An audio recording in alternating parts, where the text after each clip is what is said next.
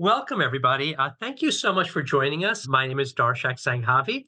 I'm the program manager with the HEROES program here at ARPA-H, and welcome to our Outcome Toolkit webinar. This is something we're really excited about and been looking forward to this. This webinar is being recorded, and the full recording will be posted to our HEROES website after this is completed. And I'm just going to take a minute and just make sure that folks on the call know who's going to be joining us today. So I'm going to look to my colleague, Yelena Andrianova. Just go ahead and share our slide deck, and then I'll just give a little bit of an overview of what we're going to be doing today. This webinar is planned for 60 minutes, 1 hour, and we will be going through this together and introducing you to our Outcomes Toolkit. So really excited. The HEROES program is really the culmination of the work of actually dozens of individuals. And I know some of you on the call hopefully have had a chance to meet us in person, as well as a number of our team members during our Proposers Day back in February of this year. And some of you also may have gotten a little bit of an introduction to our toolkit, which is the focus of today's discussion. By way of background, for the HEROES program, our HEROES website, which can be found easily just by Googling ARPA-H and HEROES, has an enormous amount of information about our program. We're very proud to let you all know, as you're no doubt aware, that our full solicitation is now live. And so we are open to receiving our solution summaries. That's what we're calling our initial applications. And all of those instructions are available there, as well as links to a number of resources around our program. Now, the purpose of today's webinar is to really go through and spend time talking about the HEROES Program Toolkit. Now, what this is, and we're going to be this is sort of a practical demonstration of the tool, which is, by the way, now live and publicly available. This is the toolkit that our health accelerators, those are the organizations that will be applying to submit their solution summaries. This is the tool that they'll be using in order to define their geography, their outcome measures for the HEROES program. I'm joined on the call now by a number of my colleagues that I just have an absolute privilege of working with. Our core team members at ARPA-H include our business finance manager, Yelena Andrianova, our SEDAs, or our science and technical advisors, including Julie Hutchinson, Patricia Patty Yurchik, and Claire Jarashow. We also had a number of other experts who had been part of our team in the past, as well as our contracts expert, Marissa Maloney. Those are some of the individuals here at ARPA-H that are going to be on the line with us today. In addition to that, after I walk through our tool, which we have developed in collaboration with our colleagues at MITRE, including Alice Eisenberg and a number of her colleagues, we also will be doing a review of the metrics themselves with some of the organizations that have now supplied us with that data that now populates our dashboard. And we'll have a chance to hear from them because a lot of our organizations out there, many of you watch this webinar, probably have a lot of questions about that data.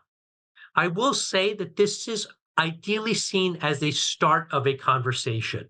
We will review the toolkit. I'll spend about 15 minutes going through a live demo of that toolkit.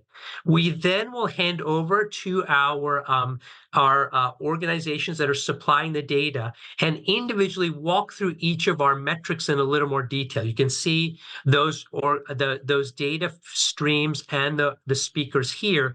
Each of them will speak for a few minutes about their data. That'll take about another 15 minutes or so.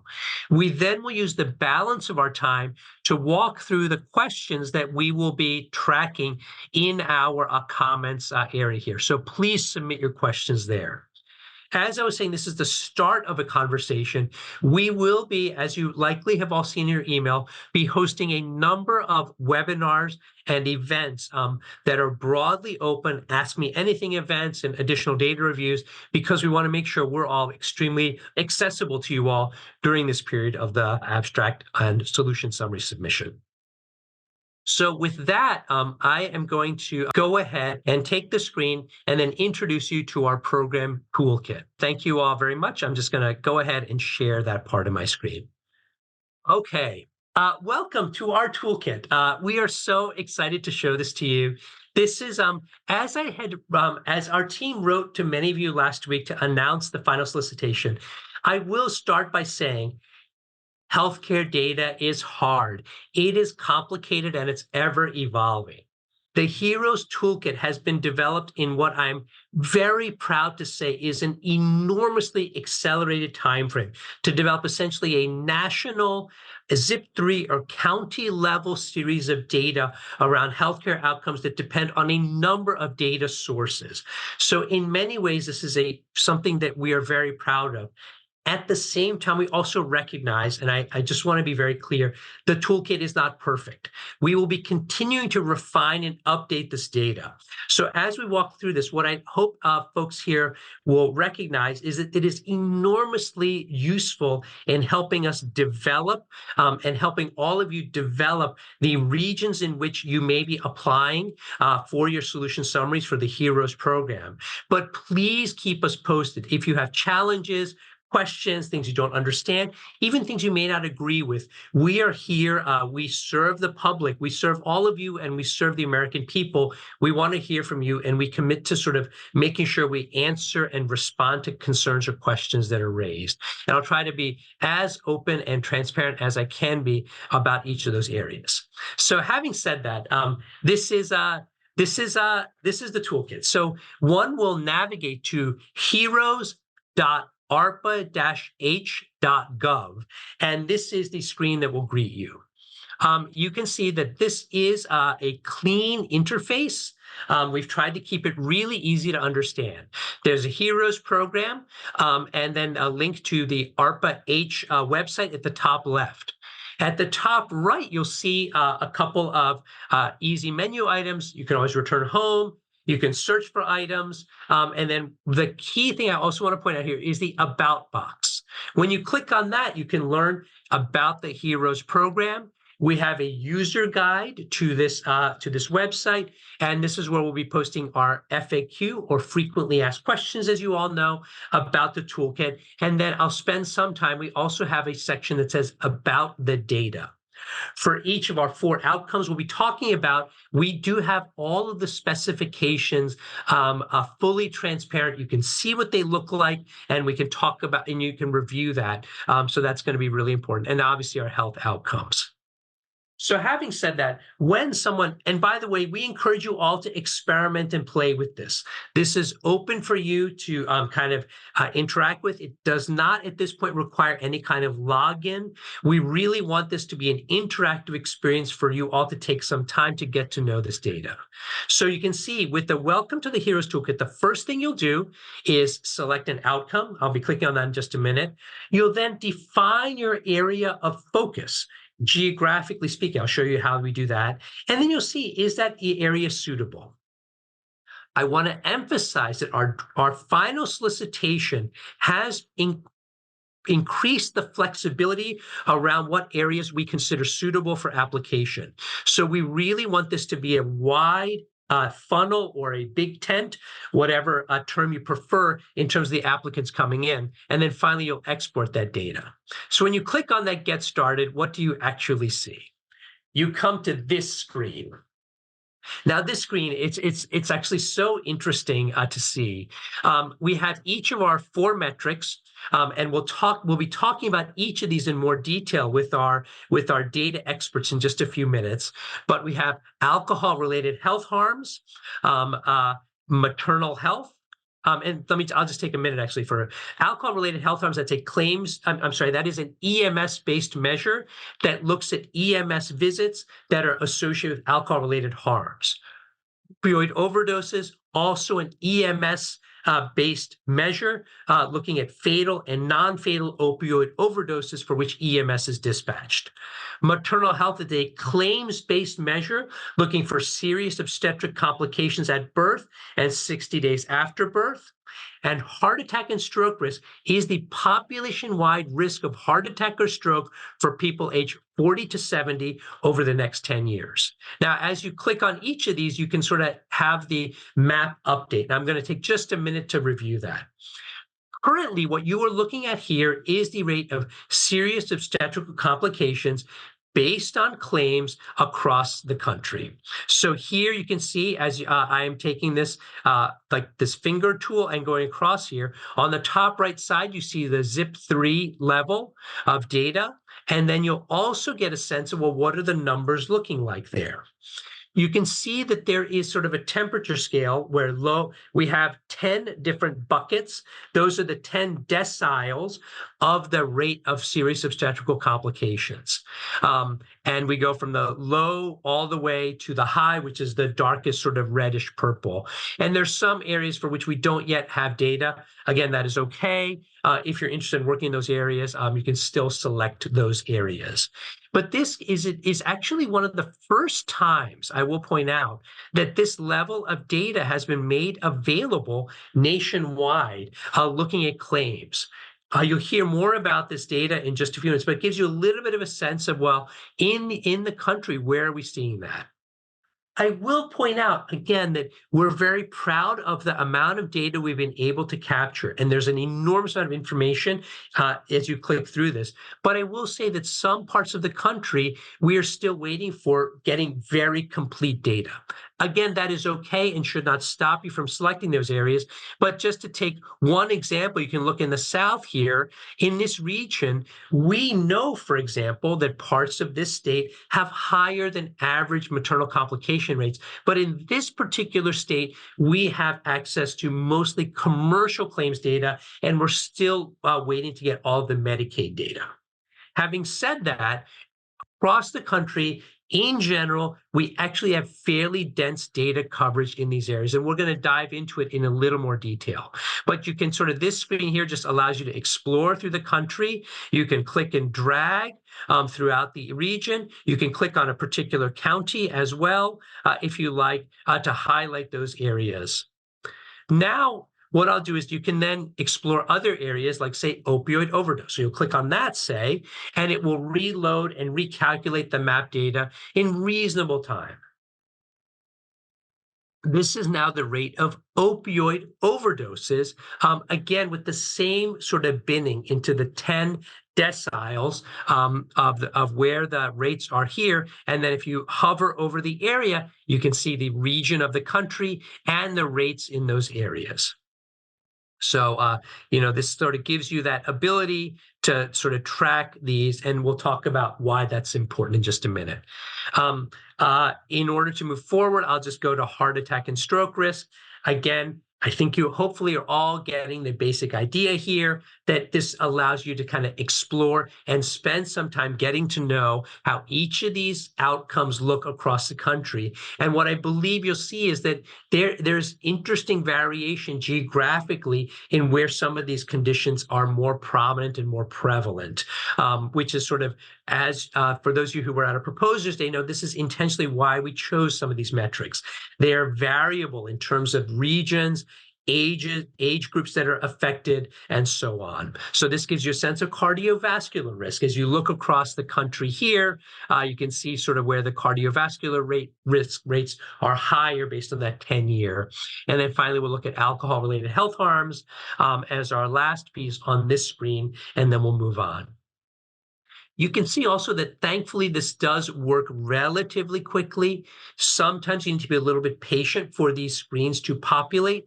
If you're ever not sure what's going on, go ahead and take your browser and hit the refresh button, and that can help ensure that you're seeing the latest data here.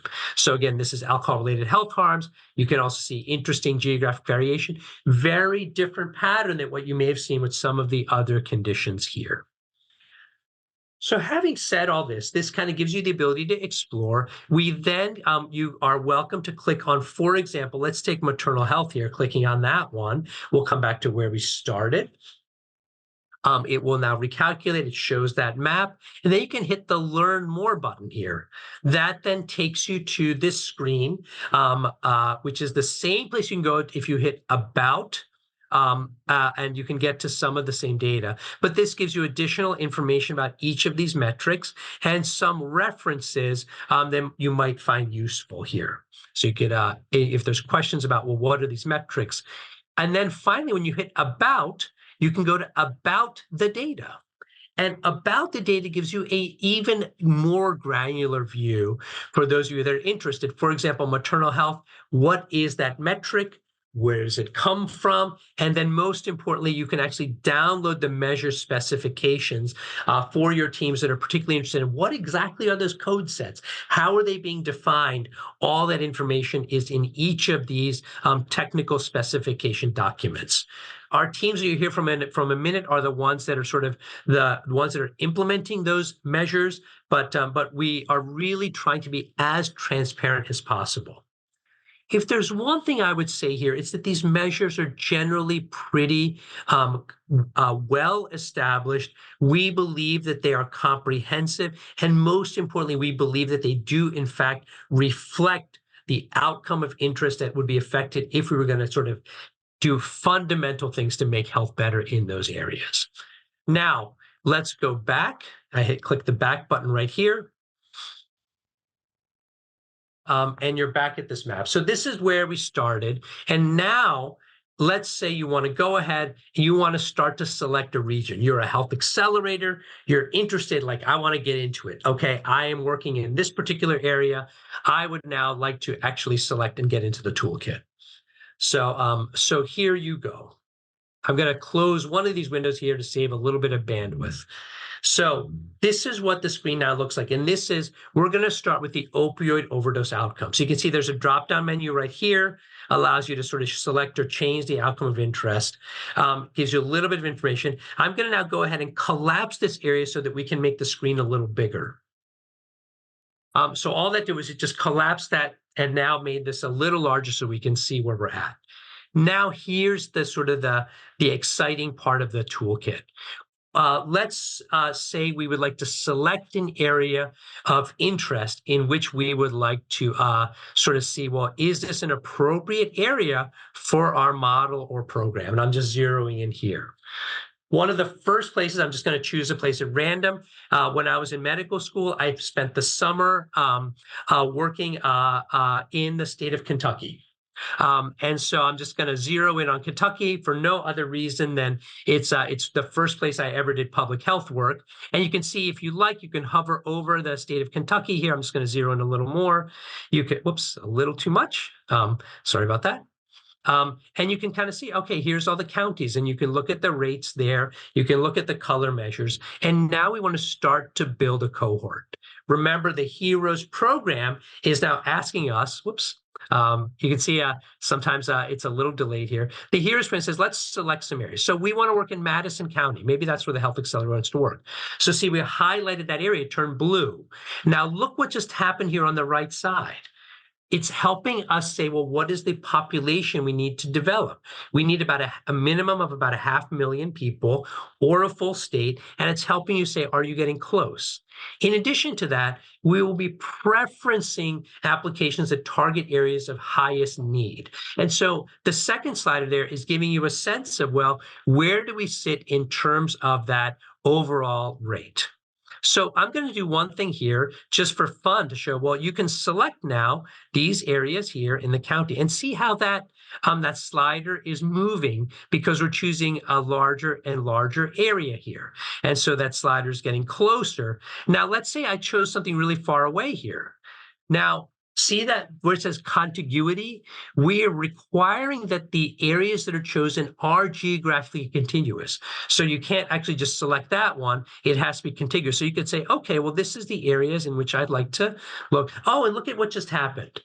We actually hit that population minimum, and we chose an area which we believe at this point is significantly higher risk. And so look at that. 1, 2, 3, we have contiguous, we have the appropriate size population, and we've chosen an area where that rate of overdose is higher than expected. I apologize. For some reason, my mouse pad here is zooming in and out in a way that is happening regularly. What you can see right here is in that area, you also can look at the demographics of the area that you've selected. You can look at income, and this is really just more for your interest, and even the ethnic breakdown there as well. And then when you're completed this, you could say, oh, hey, this is the area I'd like to target. This is what you'll be submitting as part of your application. You'll hit export as CSV, you'll get a file, and that would then be submitted as part of your application. Let's go ahead and switch to a slightly different area, but you can also, by the way, look here. You can, if you like, sort of say, remove everything I've selected. Let's start again. And here, maybe here, I'm speaking to you, by the way, from Massachusetts, where I happen to be today. Let's say you want to do a whole state. You can see add all. That adds all of the parts of Massachusetts. Really large population, 7 million people. Their overall overdose rate is higher. It's contiguous. And then you can also deselect each of those areas if you desired to move forward. So this is essentially how our cohort builder works. This is how you'll choose that area. And then this will give you the information you need in order to submit the geographic area of your interest.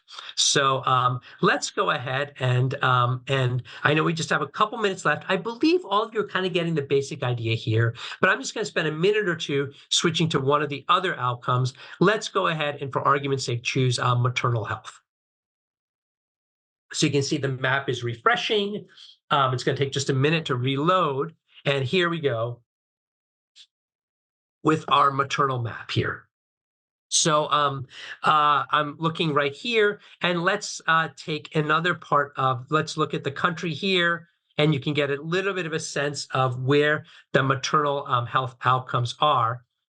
I am going to take I grew up in the kind of mid-Atlantic area, in the New Jersey, Philadelphia area. So I'm going to go ahead and just like here also, I'm going to start to select some of these areas here and see, we're going to build a cohort again. I'm looking at Camden County, Cape May, the Philadelphia area here, and you can start to build this cohort out in this area in this way to get to that minimum population size.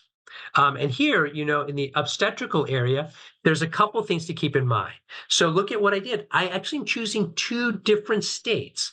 In general, we believe most people will be sticking with one state. So let's go ahead and deselect that and instead say, well, let's take a look at the Philadelphia, Pennsylvania area here. And you can see that we're going to build out that cohort. And 5 million is a lot of people. So the SOC measure just requires sort of a much more comprehensive look at geographies. So let's take Pennsylvania, for example, and we're going to choose the whole state. There we go. So in Pennsylvania now, we can see that that's actually 13 million people. So we could deselect parts of Pennsylvania if we chose to get to that. You're welcome to choose a population that's even higher, but it's contiguous. We're above the national, we're close to the national average, and we've selected quite a large population of people. So this would also be one approach, although you could certainly go a little bit smaller. Hopefully, again, this is a just high-level orientation to the ways in which the toolkit works. But we hope that exploring this will be really valuable for all of you as you now get to this next phase of putting together your HEROES applications. With that, I'm going to relinquish control of my screen, and I'm going to now hand it over back to my colleague, Yelena Andrianova, who will run through our slide deck. And we're going to spend a few minutes on each of these outcomes. And we're going to start with severe obstetrical complications. If you go back just 1 minute, if you don't mind, Yelena, I'll just introduce our speakers. So our 2 folks that are on the line, they'll talk about the severe obstetrical complications. And we'll just have about 3 to 4 minutes on each of these measures. I'll hand it over to my colleagues, Tracy Hammonds and Dave Kwasny from Health Verity. And then I'll look to you then to just sort of, we'll daisy chain it on. I'll look to you to hand it off to the next person, and then we'll go to our questions. Thank you all very much, and over to you, Tracy and Dave. Thank you, Darshak. Can everyone hear me okay? Awesome. So good afternoon. My name is Dave Kwasny. I'm a principal here at Health Verity, leading our work with ARPA-H. I'm joined with Tracy Hammonds, who is a director of real world data at Health Verity. And today, Tracy and I have the pleasure of providing just a brief overview of the data we're leveraging from our real world data ecosystem to support the maternal health or SOC outcome. So just high level, quickly about Health Verity. We support a data ecosystem covering over 75 unique data sources on just about 330 million unique patients. And the data are de-identified in a fully interoperable manner at the patient level using our PPRL technology. Now, specific to this project, we are leveraging data sources from our ecosystem to support the SOC outcome, looking at the rate of SOC at birth in 60 days postpartum. So with the sources we've selected, and you can see on the screen here, we're able to collect about 50% of live births in the US. So real quick, just on the four data sources, we're leveraging closed medical claims, which are sourced from health plans. We're leveraging open medical claims, which are sourced from clearinghouses or RCMs. We are leveraging our charge data master, which includes charge data collected from the hospital. And then finally, we are leveraging a mortality data set where we're able to supplement death data. From an inclusion criteria perspective, the output is limited to females ages 12 to 55 with an evidence of birth. And from a variable perspective, we are essentially reporting and aggregating the data to include age, sex, race, ethnicity, geography, so that's the patient zip3, and then the diagnosis codes of interest. So that's very high level what we're using to support this specific outcome. And I'm going to hand it to Tracy. First, Tracy, if there's anything you have to add to these slides, but I think the next couple slides dive a little bit more into the details. Thank you, Dave. So I wanted to take a little bit and just give you a demographic breakdown of the data that we have provided to ARPA-H, which this group are patients, as Dave said, between 12 and 54 years of age who have evidence of a delivery within the data that we have provided. So what you can see here first is the percent of deliveries by race ethnicity with the breakdown that we currently have in the data. You can see, as expected, that the majority is white at 44%. We capture about 23.5% of the Black population, 23% of the Hispanic population, 4.3% of Asian, and then there's 5.2 that are classified in other as of right now. You can also see that of the females giving birth, 74%, as we would probably expect, are between the ages of 25 and 40 years of age, and 23% are between 12 and 24 years of age, with just a small amount who are between 41 and 55 years of age. We have also given you a breakdown here by insurer in the data that we currently have provided for this effort to ARPA-H. And so of women who give birth, 61% have commercial insurance, with 31% having a Medicaid MCO, and just about 1.2% who we are able to capture with Medicaid fee-for-service. And then there's 6.8% who have other payer type, which could be self-pay, it could be some type of government payer, such, for like military or something of that sort. This next slide also shows our percent of coverage of deliveries by state. And you can see that coverage for the light blue is about 0 to 20%, which you can see there's a handful of states right now that we don't have really great coverage for. We're hoping to remedy that in the future. You can see that majority have between 20 and 40%. And you can see, like, through the South, parts of the Midwest and California, where we have 40 to 60% coverage right now. And there are a few states, as you can see here, Michigan, Georgia, some of these, Arizona, where we have over 60% of the population captured. And we hope to improve that much more in the future. So this next slide is just an example of the data that we have been producing, and this is part of our QC effort. So QC to us is really important, and some of the things that we do to QC the data as we're sending it out for ARPA-H to include in their final product are things like trending over time, especially with the SOCs. We look at things by race, ethnicity. We also look at it by age category, because there's a lot of things in the peer-reviewed journal that, tell us that there's certain categories of women who are more prone to have a severe obstetric complication than others.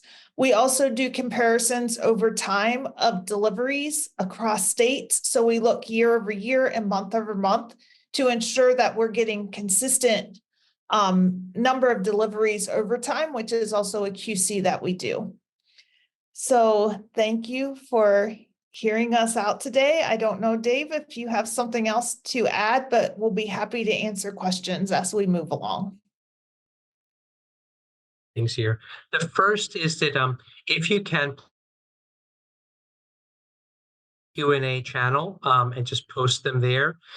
If you're having trouble doing that,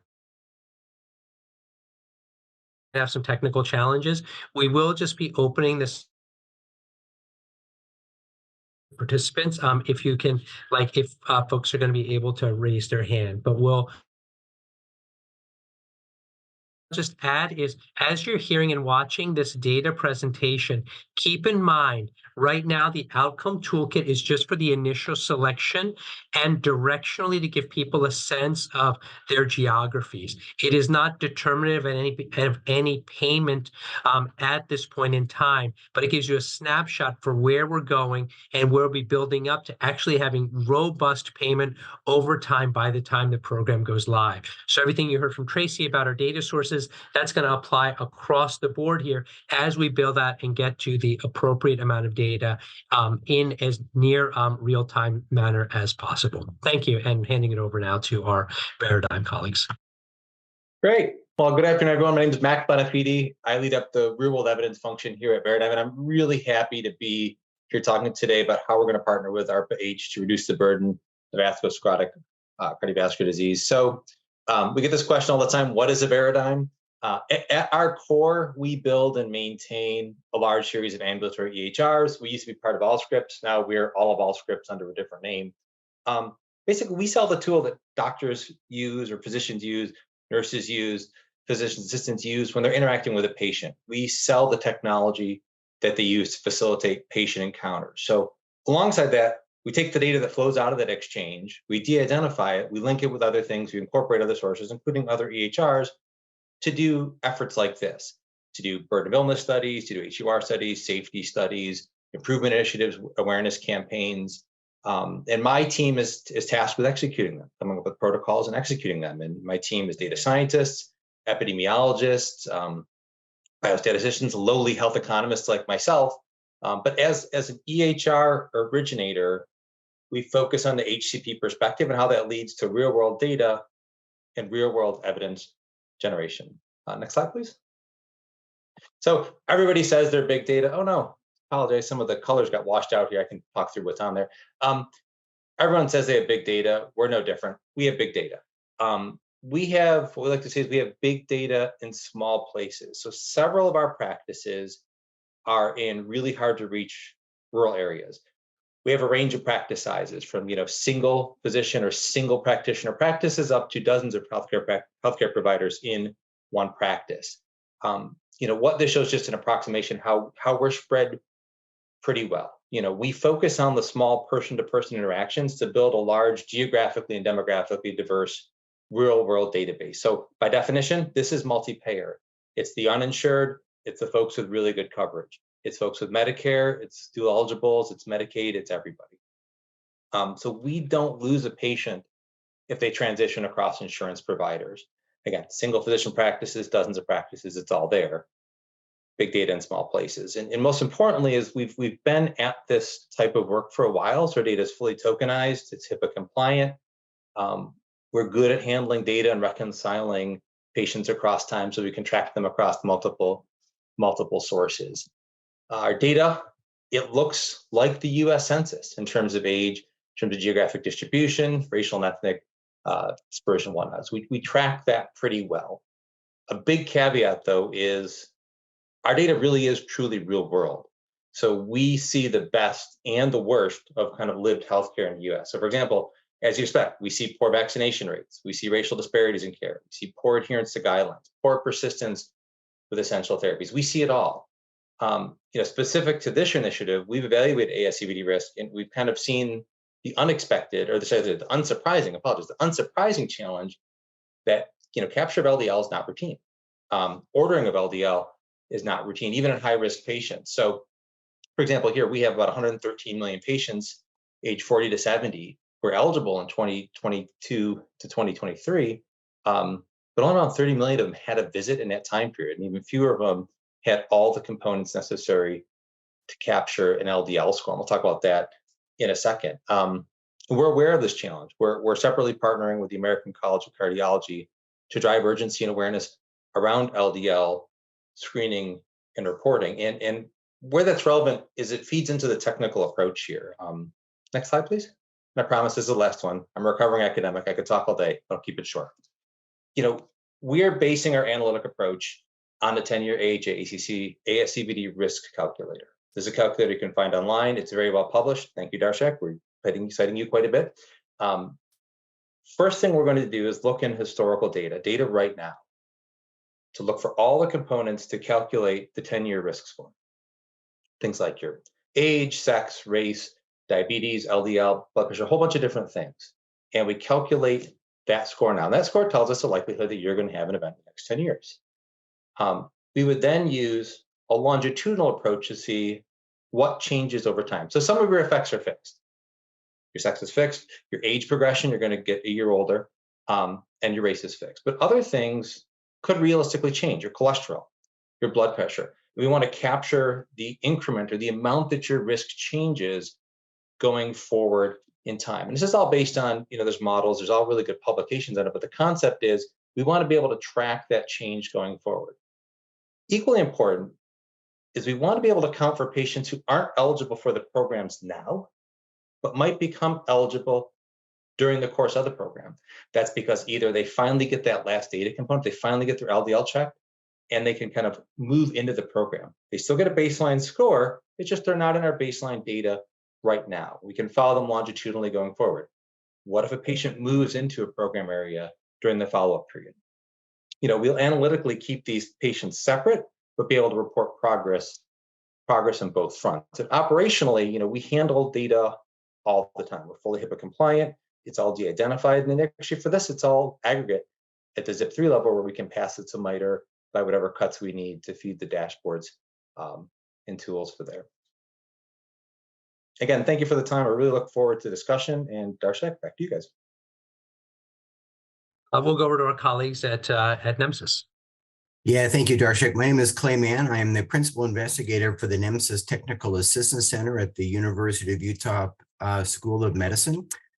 Pleased to be here and to talk about the value of NEMSIS data and how perhaps it might be helpful for this project. We'll be using the NEMSIS data, as Darshak mentioned, to track opioid overdoses as well as health-related harms related to alcohol.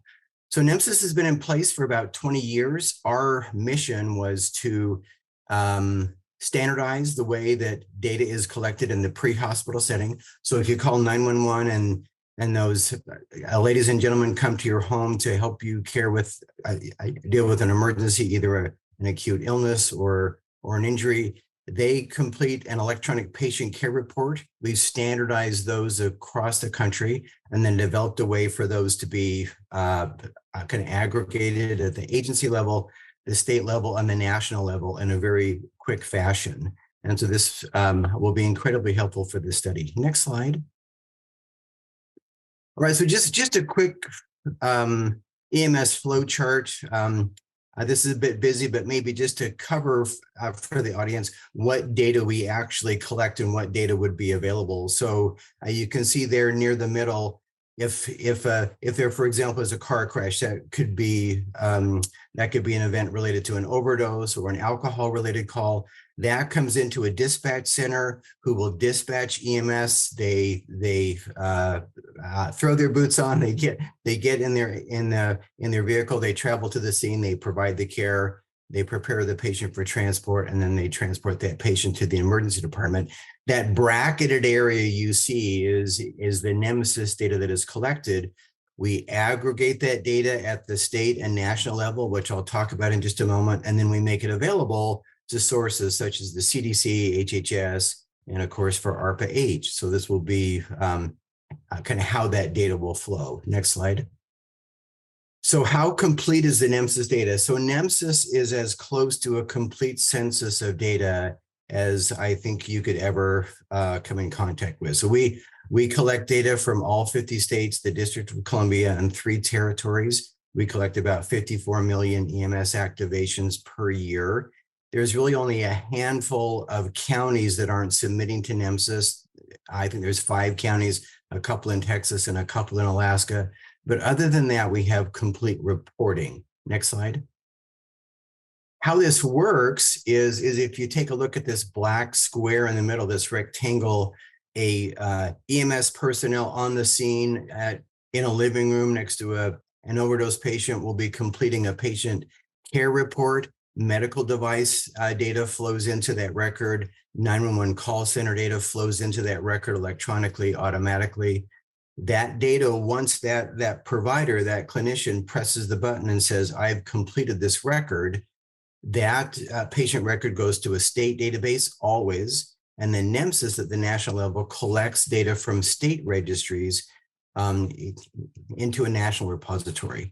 Now, if we do a tabletop experiment, I've got a paramedic in Fargo, North Dakota, and I'm on the phone and I say, press the button, then the time that it takes for that record in that living room in Fargo to get to the state repository in North Dakota and then to the national repository is about 7 minutes. So the data flow is incredibly fast. The data that will be available to ARPA-H will be very timely. Let's go to the next slide. And I just took a quick look at some metrics that we maintain in regards to the number of records we receive per day. So this was just a couple of weeks ago. I want to call your attention to the bottom left, that square. You can see that we receive from across the country, we have records in the national repository. We have about 25% of the records that occur on any given day in about 3 hours.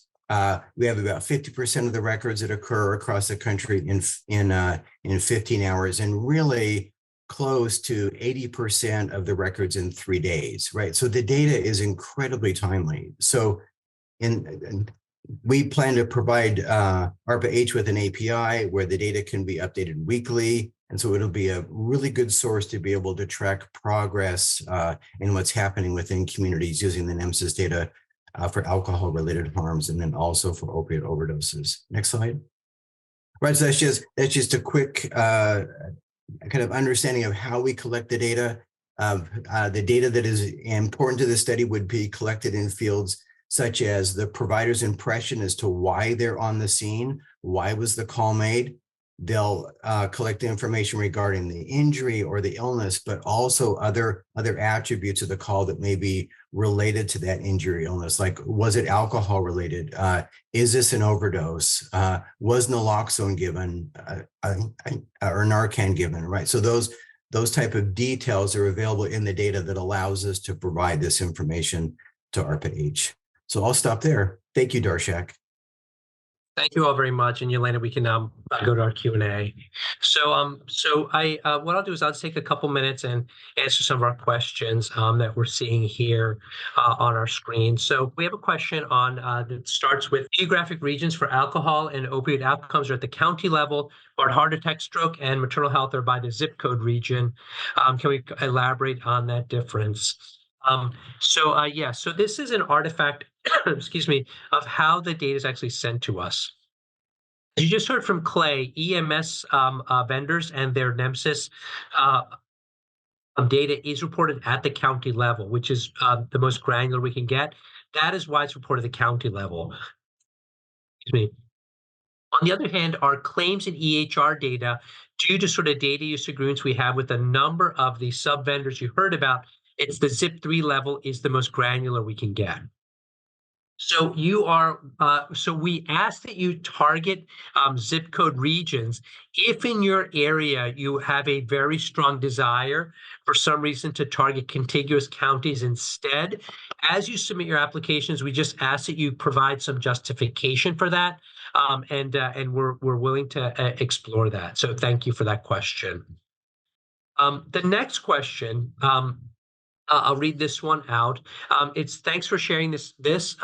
We have some concerns about the heart disease stroke data. The presentation suggests low data availability from some states.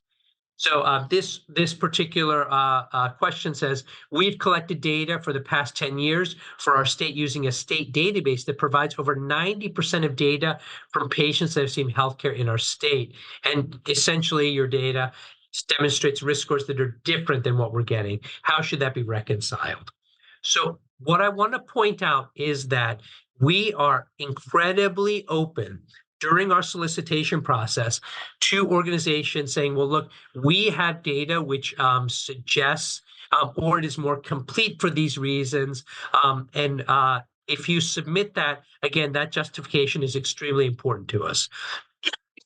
We are offering this tool primarily as a way of giving folks feedback and a way to target regions directionally. And this is the data we can provide in case you do not have access locally. However, if, like this particular question, you have incredibly comprehensive data in that area, you're welcome to submit that. Moving forward, as we go to the performance period, when the HEROES program actually gets going, once we have all the applicants selected, you're actually delivering services, we will be enhancing these data sources with a particular focus on each of the geographies where performers are accepted in order to actually give that very dense data coverage.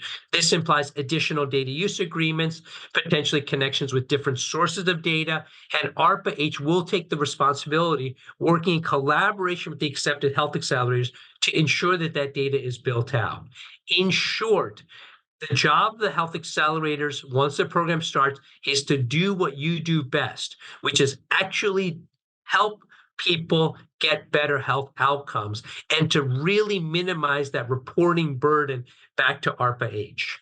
What we will also be doing is once we start the program, every 6 months, we will be doing our best to sort of bring organizations together and share their learnings on what sort of intermediate data they may be capturing on their own, how they're addressing it, how does that relate to the final outcomes that actually are triggering payment as well.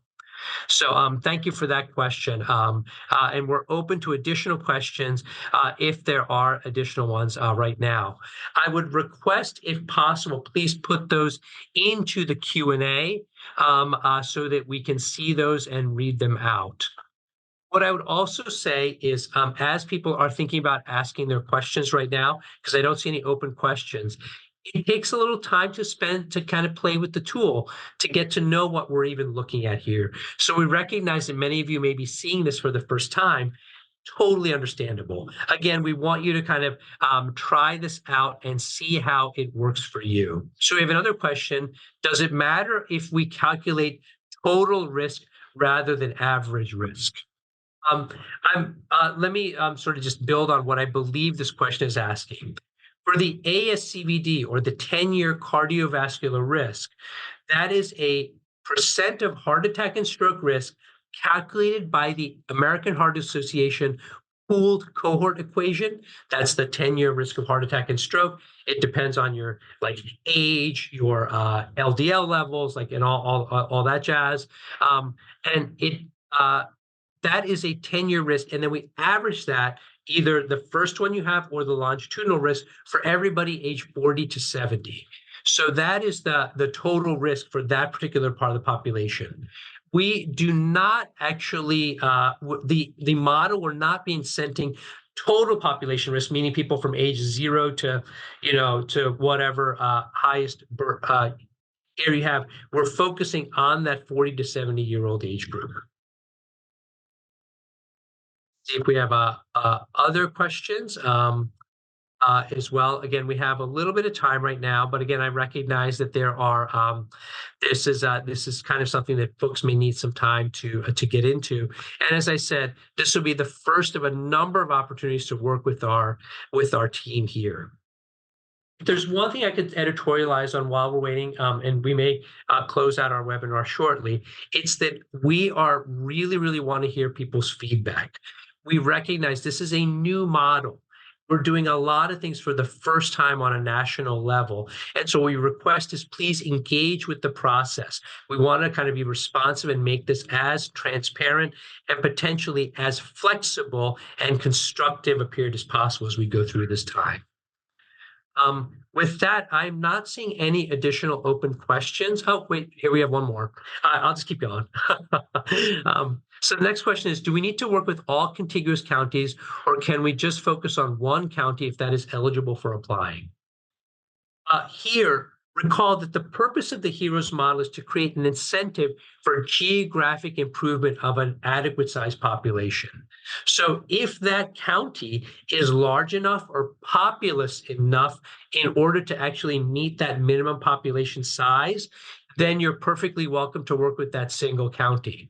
However, if it does not include a sufficient number of individuals, you would need to expand out that selection using the toolkit in order to get to that minimum population threshold. Next question. Please share a link to the toolkit. Yes, you will all be getting an email shortly with that in the link, which we're really excited about. Next question. We at a particular center are building efforts to submit proposals. And they want us to speak on a one-to-one basis. So let me just answer this question. We really want to be available to many of you. You can imagine it's hard for me or our small team to take all our requests for one-to-one discussions. What we'd encourage you to do is to please send in a query through our FAQ, our ARPA-H Heroes webpage. We will do our best to answer all of those questions and then go from there. And if there's something really specific, we will reach out to you and make sure that those questions are answered. But we prefer to sort of just do this by a formal process first. Otherwise, you can imagine we'd be overwhelmed with our staff here. So thank you for that question. Next question regarding ASCVD risk. Are you taking the average of the people for which we have data or projecting to the population for that geographic area? So what we're actually doing here is we are going to take the data that we have, and that is the actual metric that we'll be using. However, it is true that at this point in time, at least our outcomes tool, the population that's covered is not enough in all parts of the country. And so what we will be doing is for those organizations that propose in the ASCVD area, we will be working with them in order to get access to the electronic health record data at the appropriate density so that we are capturing a sufficient amount to give us a ASCVD risk that truly is representative of the population in which they are going to be operating. Thank you for that question. The next question is, the ASCVD risk equation is readily available. Which equation is being used for the pooled cohort equation? Yes, so that is, that all of that data, by the way, I'll point out, is in the measure specification documents that will be linked on our website. There really is only one equation that the AHA-ACC endorses. It is called the pooled cohort equation. It is the same one that was used for the Center for Medicare and Medicaid Innovation Million Hearts Cardiovascular Risk Reduction Model in the Medicare population. We are using the identical measure and the identical specifications for this measure, which is both a combination of the the cross-sectional for the initial stratification and longitudinal as well. Next question. Do you want us to submit this data with the abstract that is due in June? So in other words, if organizations have significant data that gives additional context to their selection of geography, yes, please submit that along with the abstract that is due in June. Great question. Next one, the sample is likely to be biased, higher proportion of older patients of the target population. So again, that question, I think there's a broader issue is how do you know that the data we're gathering is truly representative of the broader population? So this is where, for example, we will be doing that quality control that you've heard about to ensure that we're getting at least a representative population. I will point out that for the opioid overdose and alcohol-related health harms, as you heard from our colleagues, that is essentially 100% data of every EMS patient. So the biases in that particular data set are likely to be pretty small. Around the obstetrical complication rate, we currently have about 50% of all U.S. births. We believe we'll be up to about 80% by the middle of this year, and then we're working with our organizations to get to even higher numbers at the start of the program. So we believe that we will try to minimize that source of bias. Around ASCVD risk as well, that may be sort of one of the most challenging. We have a number of strategies to tap into even larger EHR-based networks nationally in order to build out that particular estimate. And we'll be taking special attention to work with areas to make sure that we capture as much data as possible. So rather than using a sampling strategy, we'll be just trying to get comprehensive data in those areas. Final question, the document link for the heart attack and stroke is not functional. Yes, we will need to fix that. Thank you for that pointer, and we'll work on that. I think we have a couple of additional questions, and those we'll answer those as we move forward, but maybe I'll just take 1 minute for those that can stay. Excuse me. Can the solution be applied across continuous states? Yes, if you'd like to do more than one state, you're welcome to do that if you prefer, absolutely. And then the last question is, if an LOI was submitted earlier and you're not on the teaming list, you 100% are eligible to apply. The teaming list is a separate process. You just kind of can put yourself on there at any time. But if you put in an LOI earlier, remember that LOI was optional. So anybody is permitted to apply to the full solicitation now.